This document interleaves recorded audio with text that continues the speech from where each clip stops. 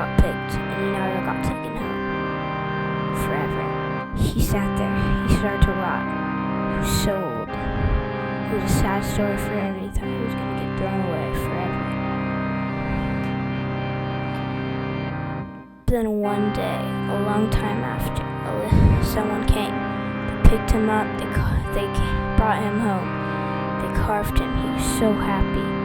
But then they threw him in the trash, and you never seen again. Ever. Never again.